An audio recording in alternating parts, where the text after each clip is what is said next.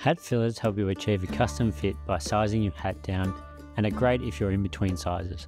Let's run through how to use them. What you'll need: your head, hat fillers, scissors, and your hat. To get started, try your hat on and gently move it from side to side, or use your index finger to identify where the extra support is needed.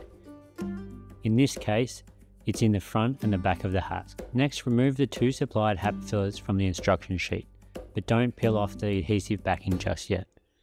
Place them underneath the sweatband. This will adjust the size down approximately half a size. Try the hat on again. It should feel snug and secure without putting too much pressure on your head.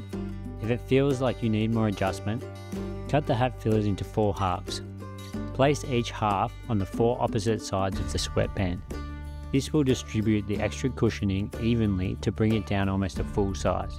Now your hat fits perfectly, so remove the adhesive backing and secure the fillers so they don't shift around. And there you have it. A hat that's snug and ready for your adventures.